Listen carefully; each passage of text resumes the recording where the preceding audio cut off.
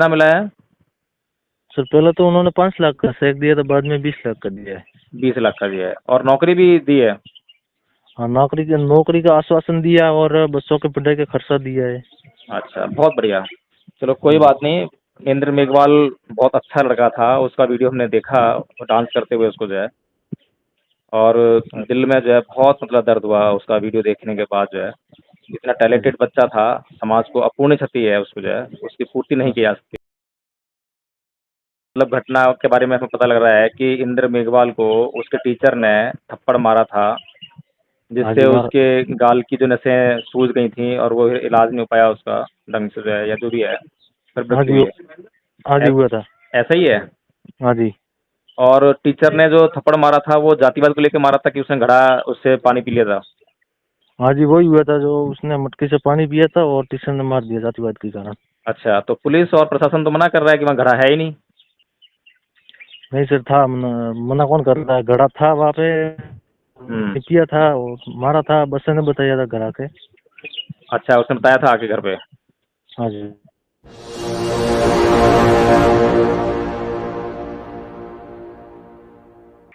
देवाराम जी कौन है?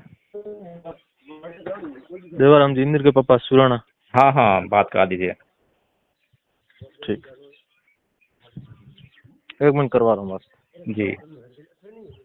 1 मिनट वकील है, अभी बात करें भी।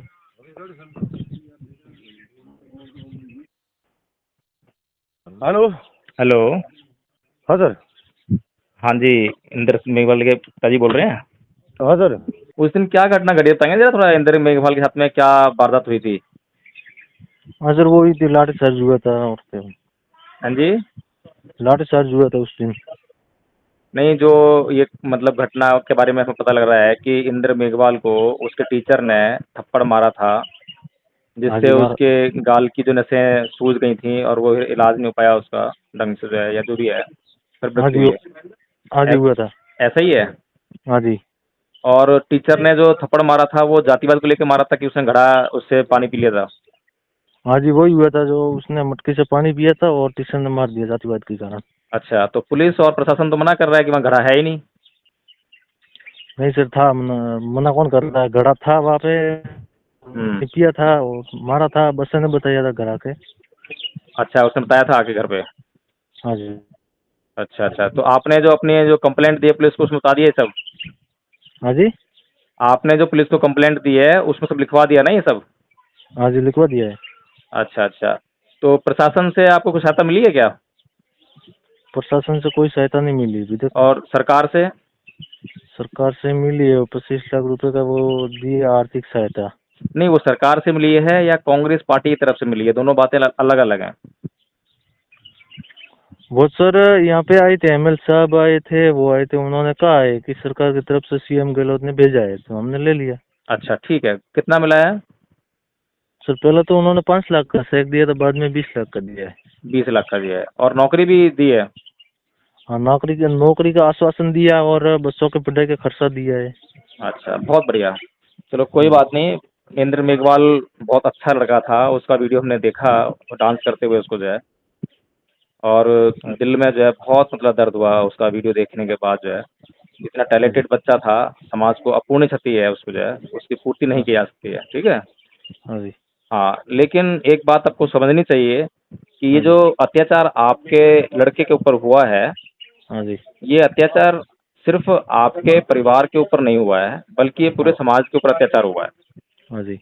और परम पूज्य बाबा साहेब डॉक्टर भीमराव अम्बेडकर ने समाज हाँ के जी। ऊपर होने वाले अत्याचारों के खिलाफ लड़ाई लड़ी अपनी, हाँ जी। है ना, पूरे जीवन संघर्ष किया, और अपना जो है उनके भूख प्यास, अपना जीवन, अपने बीवी बच्चे सब उन्होंने इसी में त्याग दिया हाँ जी। कि हमारा समाज जो है कैसे भी जो भेदभाव है इसे निजात पा सके, अत्याचार से मुक्त हो सके।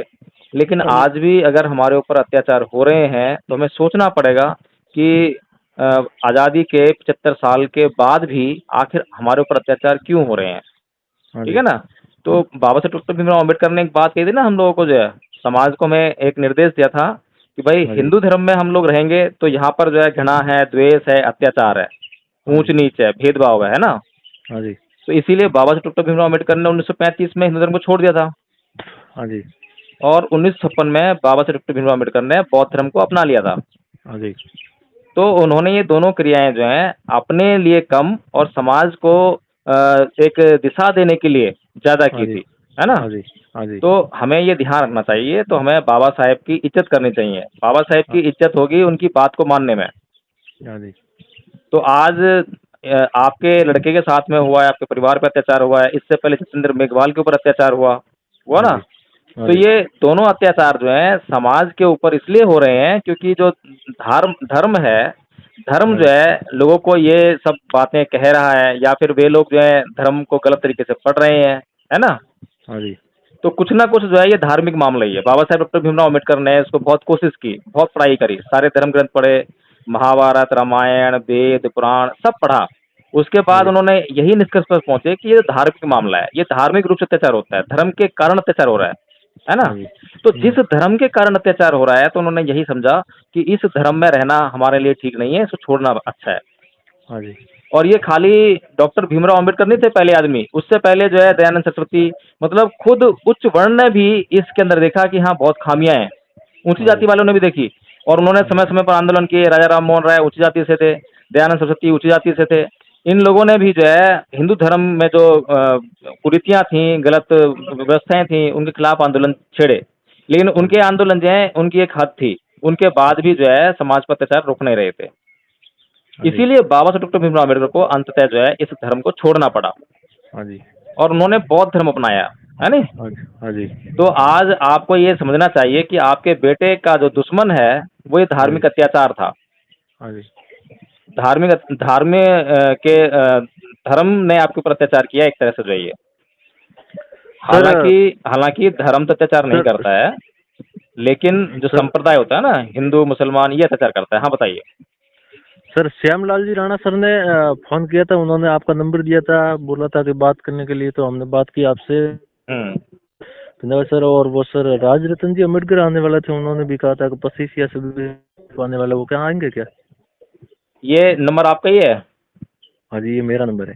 ठीक है। तो राजरत्न अम्बेडकर जी के बारे में मुझे पता नहीं है कि वो आएंगे कि नहीं आएंगे, हाँ जी। लेकिन मैंने ये उचित समझा कि कम से कम जो है आपके पास चंद्रशेखर रमन आया क्या अब तक? चंद्रशेखर जी नहीं आए अभी, उन्होंने नहीं आया। उनको प्रशासन ने रोक दिया था जोधपुर पे, 2 दिन वहाँ पे रहे थे, लेकिन वो हाँ, वापस रिटर्न हो गए। देखिए मैं आपको जो है एक सामाजिक कार्यकर्ता होने के नाते फ़ोन कर रहा हूँ, ठीक है ना? जी सर। मैं कोई राजनीतिक नेता नहीं हूँ। हाँ जी। कोई भी राजनीतिक नेता आपको आकर ये बात नहीं करेगा जो मैंने आपको बात कही है। जी सर। ये बातें सिर्फ़ एक सामाजिक कार्यकर्ता कर सकता है, जिसको समाज में सुधार करना है। जी सर।